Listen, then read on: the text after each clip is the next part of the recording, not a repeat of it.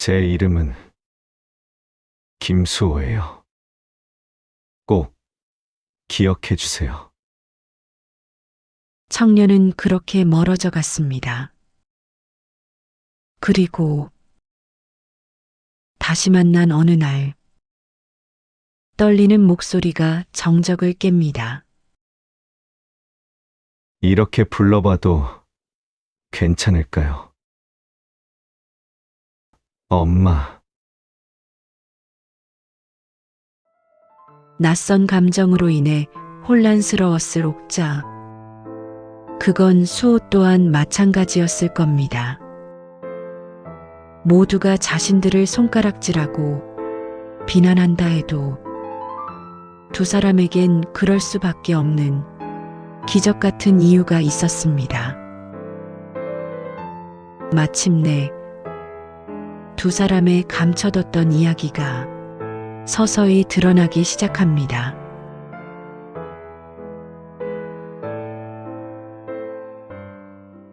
모르는 번호로 전화가 왔습니다. 여보세요. 중년 남자의 낯선 목소리가 수화기를 타고 넘어옵니다. 윤옥자님, 맞으십니까? 네, 그런데요. 저는 김수호 아버지입니다. 제 손이 떨립니다. 수호가 얼마 뒤에 미국으로 떠납니다. 심장 수술을 받아야 해서요. 가슴이 철렁 내려앉습니다. 심장병이라니. 부탁이 하나 있습니다. 떠나기 전에 한 번만 수호를 만나 주실 수 있으십니까? 수호 일기장을 읽게 됐습니다. 그 안에 옥자님 이야기가 가득하더군요. 목소리가 떨립니다. 제가 봐도 그 녀석 진심이었습니다. 한 번만이라도 좋으니 만나 주십시오. 전화를 끊고 한참을 멍하니 앉아 있었습니다. 수호 씨가 아프다니, 심장 수술이라니. 걱정되는 마음에 저도 모르게 휴대폰을 듭니다. 손가락이 떨려 글자가 잘 눌리지 않습니다. 수호 씨, 건강 조심하세요. 문자 한 통을 보냈습니다. 그리고 며칠 후 다시 전화가 옵니다. 수호 씨의 목소리입니다. 옥자님, 마지막으로 한 번만 만나 주실래요? 옥자는 그날 평생 처음으로 자신의 마음에 솔직해지기로 했습니다. 세상이 뭐라 하든 손가락질을 받든 한 번만이라도 자신의 마음을 따르기로 했습니다. 어쩌면 이것이 마지막 일지도 모른다는 생각이 들었습니다. 그래서 더욱 소중했습니다. 수호의 일기. 10년 전 오늘 나는 죽을 뻔했다. 심장이 멈춰가고 있었다. 부모님의 울음소리가 저 멀리서 들렸다. 그때 기적이 일어났다. 누군가의 심장을 받았다. 그 사람 덕분에 나는 다시 살 수 있었다. 기증자가 누군지는 모른다. 하지만 매일 감사하며 산다. 이 심장과 함께 살아가겠다고 다짐했다. 6개월 전 동사무소에서 일하기 시작했다. 부모님은 큰 병원에서 편하게 지내길 바라시지만 나는 평범하게 살고 싶다. 사람들을 도우며 그렇게 살고 싶다. 이 심장을 준 사람처럼. 3개월 전 오늘 이상한 일이 있었다. 한 할머니가 동사무소에 오셨는데 내 심장이 요동쳤다. 이런 적은 처음이다. 수술 후 10년 동안 한 번도 없던 일이다. 왜 그런지 모르겠다.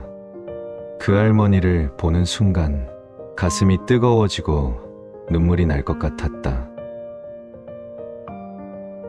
2개월 전, 그 할머니가 또 오셨다. 심장이 또 요동쳤다. 이상하다. 이건 정상이 아니다. 도저히 설명할 수 없는 일이다. 하지만 이상하게도 편안하다. 그분 곁에 있으면 마음이 따뜻해진다. 한 달 전, 혼란스럽다. 옥자님을 만날 때마다 심장이 미친 듯이 뛴다. 이걸 사랑이라고 할 수 있을까? 아니면 다른 무언가인가? 28살 청년이 66 할머니에게 느끼는 이 감정은 뭘까? 하지만 확실한 건 옥자님을 보면 행복하다는 것이다. 그리고 왠지 모를 그리움이 밀려온다는 것이다. 2주 전, 병원에서 정밀 검사를 받았다. 심장에 이상이 생겼다. 다시 수술을 받아야 한다고. 미국으로 가야 한단다. 무섭다. 죽을까봐 무섭다. 하지만 더 무서운 건 옥자님을 다시 못 볼까봐 두렵다. 어제 옥자님이 나를 밀어냈다. 더 이상 만나지 말자고 했다. 나는 아무 말도 못했다. 그분의 눈물을 봤기 때문이다. 내가 그분을 힘들게 한다. 그래서 물러섰다. 하지만 내 심장은 아직도 그분을 찾고 있다. 마지막 봄날, 다시 만난 두 사람입니다. 벚꽃이 흐드러지게 피어있는 호수공원을 걷습니다. 수호가 먼저 말을 꺼냅니다. 보고 싶었어요. 정말 보고 싶었어요. 옥자는 아무 말도 못하고 고개만 끄덕입니다. 바다 보러 가고 싶었는데 시간이 없네요. 대신 여기라도 와서 다행이에요. 수호는 쉴 새 없이 조잘거립니다. 마치 자신이 건강하다는 것을 입증이라도 하려는 듯 밝게 웃으며 이것저것 이야기합니다. 이런 모습을 보니 영락없이 28 어린 친구구나. 옥자는 그 모습을 흐뭇하게 바라봅니다. 어떤 말을 하지 않아도 그의 마음을 알 것만 같습니다. 아직은 쌀쌀하지만 호수 한편에 떠다니는 오리배가 정겹습니다. 갑자기 수호가 오리배를 타자고 제안합니다.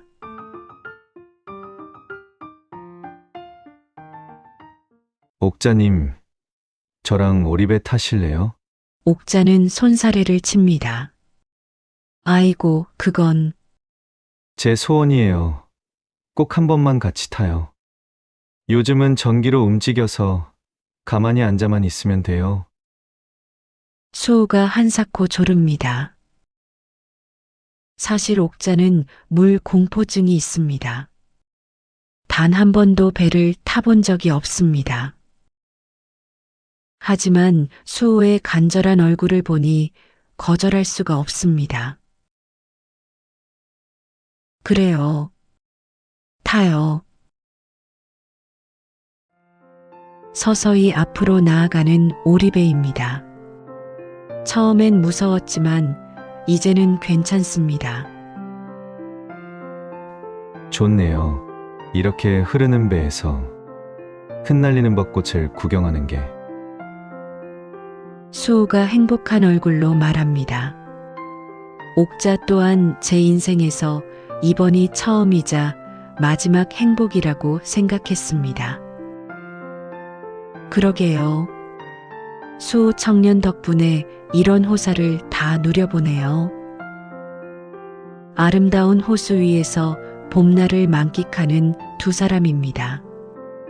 따뜻하고 또 그리움이 묻어날 것만 같은 모습입니다. 그 순간만큼은 세상에 그 둘밖에 없었습니다. 66 할머니와 28 청년. 세상이 보기엔 조금은 이상한 그림처럼 보일지도 모릅니다.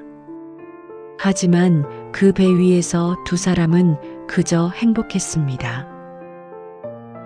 벚꽃잎이 흩날리는 호수 위 오리배에 앉아 말없이 미소 짓는 두 사람. 이것이 그들의 마지막 봄날이 될 줄 누가 알았을까요?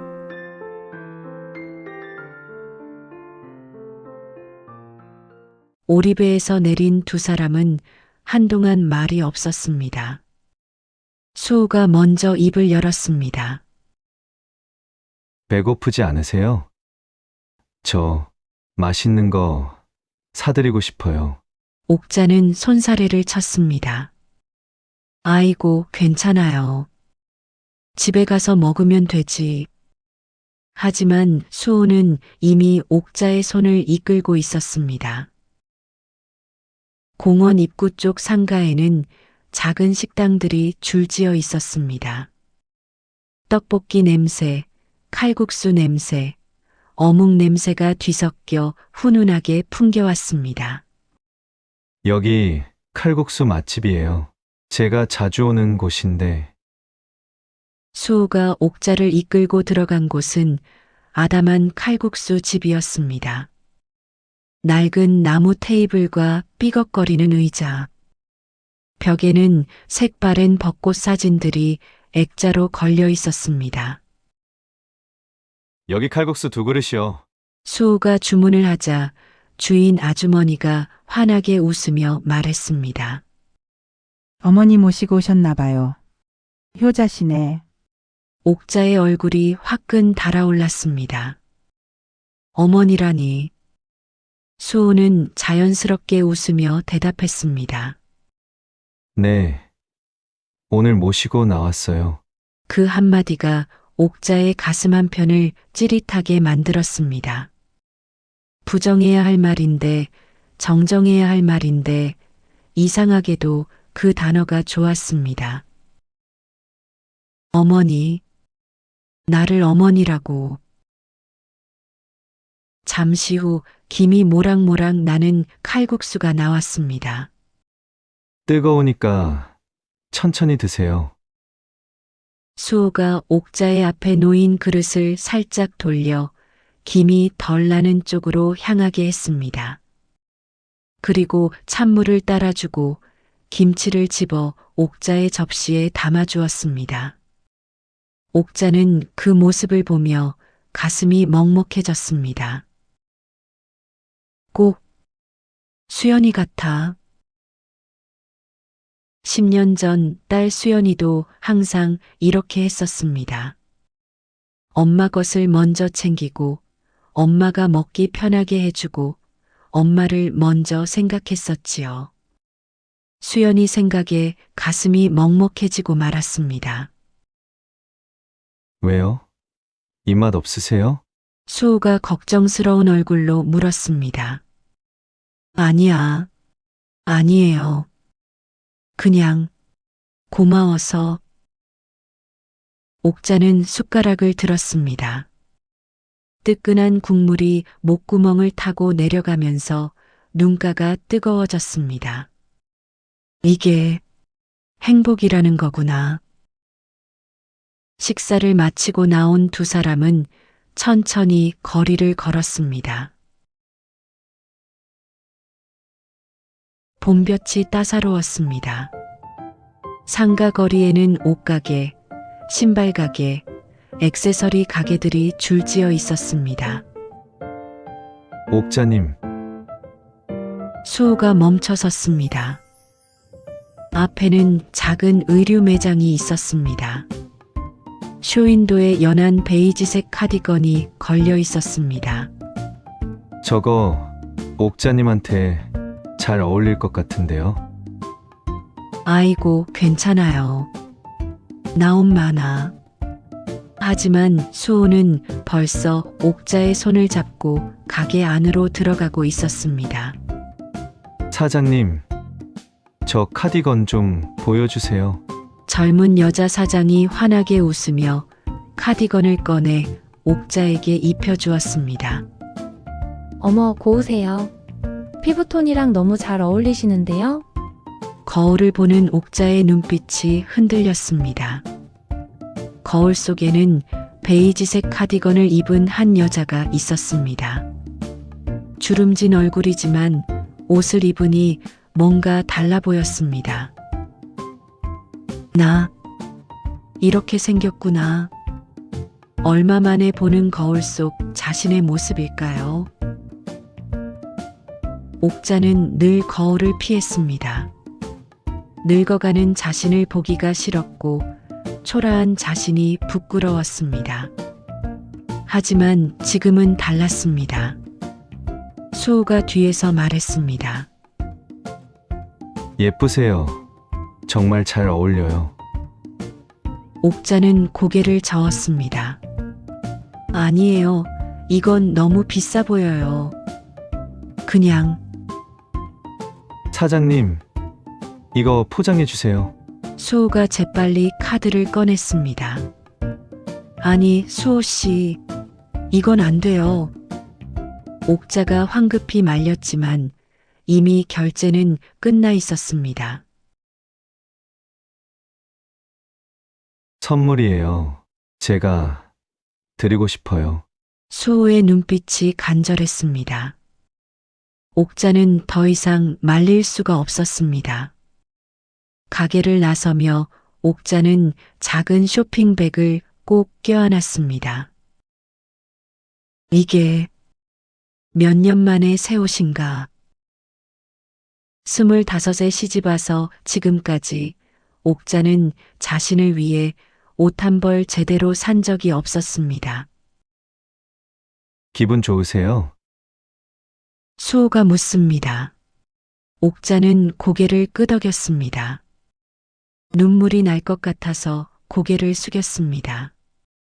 어쩌면 옥자가 원했던 건 이런 거였을지도 모릅니다. 누군가 자신을 봐주고 자신을 위해 뭔가를 해주고 자신을 소중히 여겨주는 것. 평생 남을 위해서만 살았던 여자에게 이것은 꿈 같은 선물이었습니다.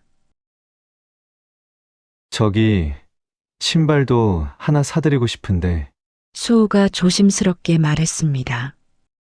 아니에요. 카디건도 벌써 받았는데. 발 좀 볼게요. 수호가 옥자의 신발을 내려다보았습니다. 낡고 해진 검은 운동화였습니다. 뒤꿈치가 닳아서 한쪽이 기울어져 있었습니다. 수호의 얼굴이 숙연해졌습니다. 새 신발 신으셔야 해요. 발 아프시겠어요. 그렇게 또 신발 가게로 들어갔습니다. 편한 가죽 단화를 골라 신겨주는 수호의 손길이 조심스러웠습니다. 마치 어린아이의 신발을 신겨주듯 한쪽 무릎을 꿇고 옥자의 발에 신발을 맞춰보는 수호. 어때요? 편하세요? 옥자는 아무 말도 할 수 없었습니다. 목이 메어서 소리가 나오지 않았습니다. 수연아, 너도 이랬었지. 20살 때 딸 수연이가 아르바이트를 하고 첫 월급을 받아서 엄마 신발을 사준 적이 있었습니다. 그때도 이렇게 무릎 꿇고 신발을 신겨주며 엄마 예쁘지? 라고 물었었지요. 그런데 지금 다시 한번 이 경험을 하게 되었습니다. 해가 저물어 가고 있었습니다. 이제 집으로 돌아가야 합니다. 두 사람은 그저 말없이 쓸쓸한 밤길을 걸었습니다. 옥자의 거칠한 손을 감싸 안은 수호의 손길이 왜 이렇게 따뜻하게만 느껴졌을까요? 집으로 향하는 좁은 골목. 발걸음이 무거워집니다. 자꾸만 흐르는 시간이 미워집니다. 이제는 정말로 헤어져야 할 시간입니다. 옥자는 수호의 두 손을 붙잡고 간절한 마음을 담아 말합니다. 수호 총각, 수술 잘 받고 와요. 담담하게 말합니다. 어째서인지 마음이 너무나도 차분합니다. 떠나보내야 하는 사람이 앞에 있는데도 옥자의 마음은 차분합니다. 오히려 잔잔해지고 따뜻한 것 같습니다. 하고 싶은 말들이 너무나 많지만 입 밖으로 꺼낼 수가 없었습니다. 다음에 우리 같이 또 오리배 타러 와요. 수호가 밝게 웃으며 화답했습니다. 옥자님, 오늘 정말 즐거웠어요. 제 인생에서 가장 행복한 순간이었던 것 같아요. 오늘은 왠지 꼭 오리배를 타고 싶었는데 다행이에요. 제 심장이 오리배를 타고 싶다고 하더라고요. 건강하세요. 돌아서는 수호의 뒷모습이 흐려져 갑니다. 옥자는 울지 않으려 애씁니다. 웃어야지, 웃으면서 보내야지. 그래야 수호 씨가 건강히 돌아올 것이 아닌가요? 그 순간 수호가 뒤돌아 옥자에게 터벅터벅 다가옵니다. 고개를 숙이며 떨리는 목소리로 말합니다. 정말 죄송해요. 한 번만 엄마라고 불러봐도 될까요? 저는 빙그레 웃어주었습니다. 엄마. 수호가 옥자를 끌어안으며 숨죽인 눈물을 흘립니다. 옥자의 가슴이 조여왔습니다. 이렇게도 따뜻하면서 슬프고 아프고 그리운 건 왜일까? 너무 아파. 심장을 후벼 파는 것처럼 옥자는 그렇게 수호를 보내고 말았습니다.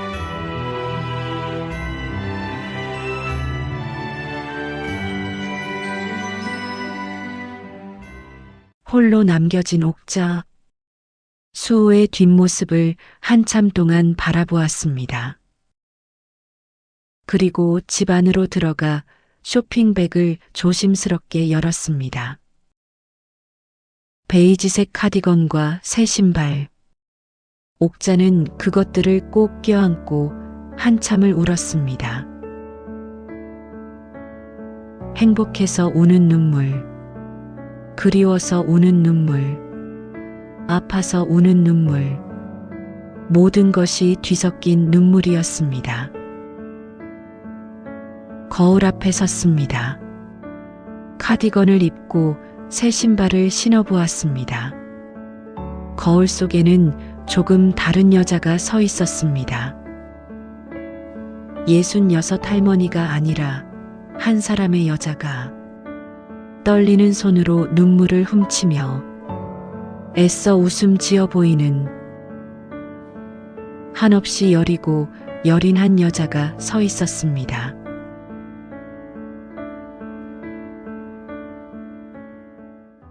한 달이 지났습니다. 수호 씨에게서 소식이 없습니다. 수술은 잘 받았을까요? 건강해졌을까요? 매일 휴대폰을 들여다봅니다. 전화가 올까봐, 문자가 올까봐. 하지만 아무 소식도 없습니다. 어느 날 택배가 도착했습니다. 발신인은 김수호입니다. 가슴이 두근거립니다. 점점 주체할 수 없을 만큼 심장이 요동칩니다. 반가움인지 불안함인지도 모를 감정이 휘몰아칩니다. 손이 떨립니다. 박스를 여니 편지 한 통이 들어 있습니다. 수호의 편지. 옥자님께. 아니, 이제는 이렇게 불러도 될까요? 엄마. 처음으로 그렇게 불러본 날, 제 가슴이 얼마나 따뜻했는지 모릅니다. 평생 한 번도 불러본 적 없는 그 단어가 그렇게도 자연스럽게 나왔습니다. 사실 저는 오래전부터 이상한 일을 겪어왔습니다. 옥자님을 처음 본 순간부터 제 심장이 요동쳤습니다. 심장 이식 수술 후 10년 동안 한 번도 없던 일이었습니다. 처음엔 당황스러웠어요. 내가 왜 이러는 걸까? 옥자님을 향한 마음은 도대체 무엇일까? 혼란스러웠습니다. 말이 안 된다고 생각했어요. 도대체 왜 내 심장이 옥자님만을 애타게 찾는 걸까? 하지만 점점 확신하게 되었습니다. 이 심장이 당신을 기억하고 있다는 것을. 수술을 앞두고 저는 기증자를 찾아보기로 했습니다. 10년 전 제게 새 삶을 준 그 사람이 누군지 알고 싶었습니다. 그리고 마침내 알게 되었습니다. 이 심장의 주인은 당신의 딸 김수연이었습니다. 27, 꽃다운 나이에 급성백 혈병으로 세상을 떠난 여인. 10년 전 저에게 두 번째 삶을 선물해준 천사.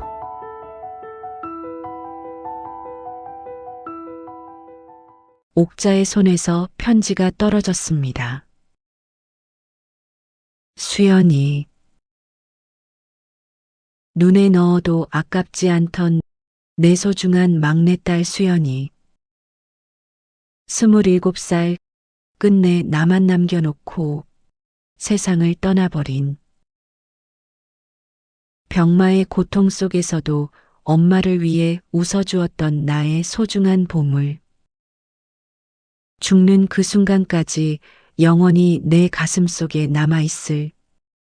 죽어서도 잊을 수 없고 죽어서도 보고 싶은 우리 딸, 내 딸 수연이. 바로 10년 전 그날의 일입니다. 병원에서 수연이 장기를 기증한다고 했을 때 옥자는 반대했습니다. 소중한 딸을 그렇게 보낼 수는 없었지요. 마지막 가는 길까지 고통 속에 남겨두고 싶지 않았어요. 하지만 수연이는 웃으면서 얘기했습니다. 누군가 나로 인해 세상에 남을 수 있다면 엄마가 숨쉬는 공기를 함께 마시고 엄마가 보는 풍경을 같이 바라볼 수 있는 게 아닐까? 그것만으로도 자신에게 큰 위로가 된다면서요. 옥자는 동의할 수밖에 없었습니다. 그렇게 수연이를 보낼 수밖에 없었습니다. 그런데 수호가 수연이 다시 편지를 집어듭니다.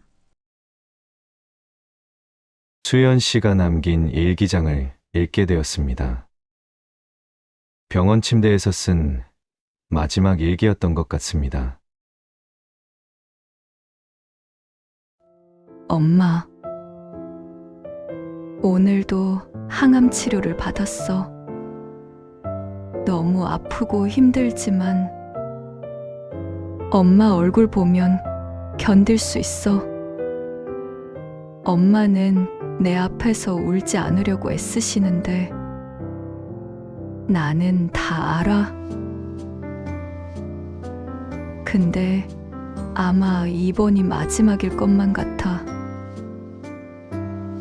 엄마랑 꼭 하고 싶은 게 하나 있어. 병원 밖에 보이는 저 호수에서 엄마랑 오리배 타는 거. 벚꽃이 필 때 엄마 손 꼭 잡고 오리배 타고 싶어.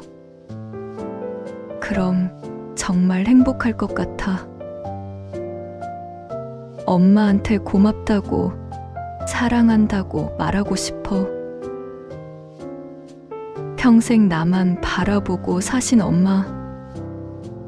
나는 정말 행복했다고 말하고 싶어. 근데 이제 시간이 얼마 안 남은 것 같아. 의사 선생님 얼굴을 보면 알 수 있어. 엄마랑 오리배 탈 수 있을까? 벚꽃은 볼 수 있을까?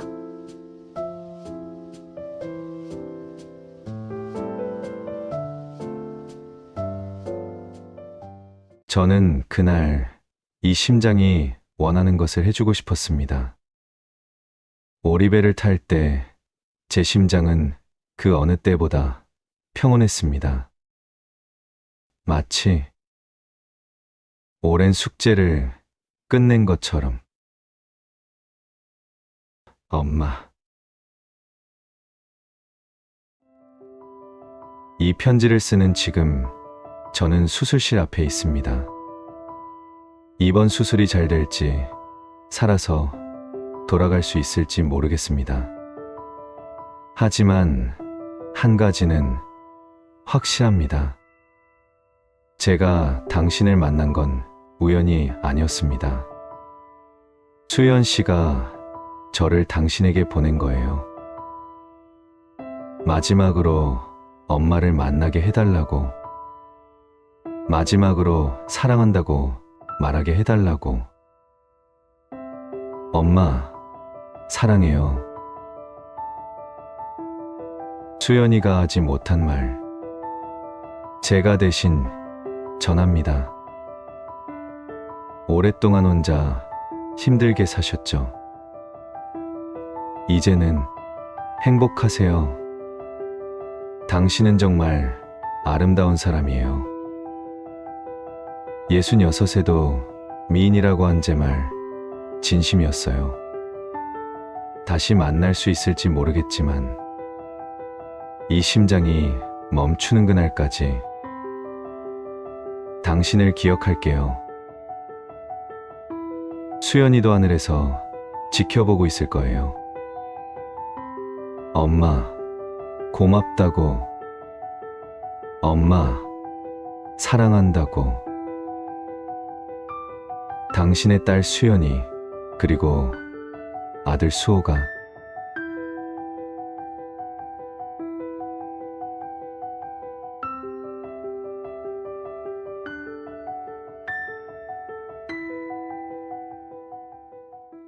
편지를 다 읽은 옥자는 한참을 울었습니다. 돌아와 주었구나. 딸의 심장이 이렇게 돌아왔습니다. 10년 만에 이토록 따뜻한 모습으로. 저는 그제야 알았습니다. 제가 수호 씨에게 느꼈던 그 그리움이 무엇인지, 제가 왜 그렇게 가슴이 뛰었는지. 그건 사랑이 아니었습니다. 그건 모성이었습니다. 엄마의 가슴은 알고 있었던 것입니다. 저 심장이 내 딸의 것이라는 걸. 옥자는 그날 밤 편지를 가슴에 안고 잠들었습니다. 66해를 살며 처음으로 그녀는 평온했습니다. 수연이가 돌아왔습니다. 다른 모습으로, 다른 이름으로, 하지만 분명히 돌아왔습니다. 마지막으로 엄마를 안아주고, 마지막으로 사랑한다고 말하고, 마지막으로 오리배를 타고, 그토록 환하게 미소 지으며, 그렇게 인사를 하고 떠났습니다. 세상은 그들을 이해하지 못했습니다.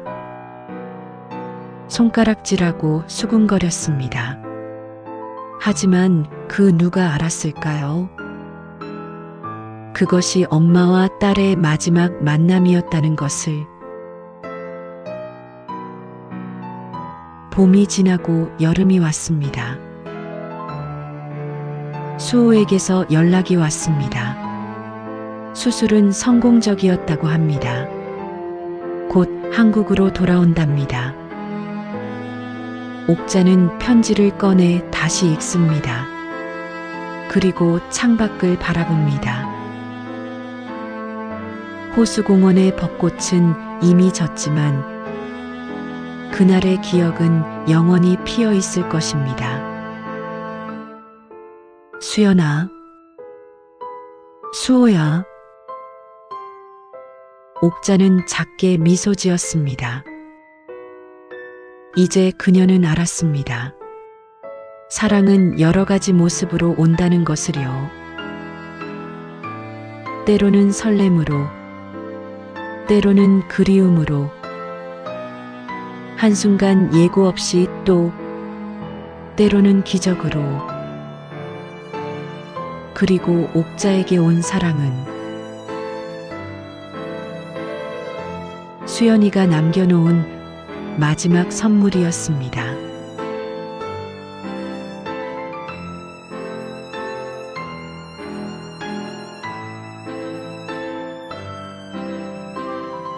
끝까지 시청해주셔서 감사합니다. 댓글창에 많은 이야기를 함께 나누고 싶네요. 앞으로도 여러분의 사연과 함께 찾아뵙겠습니다.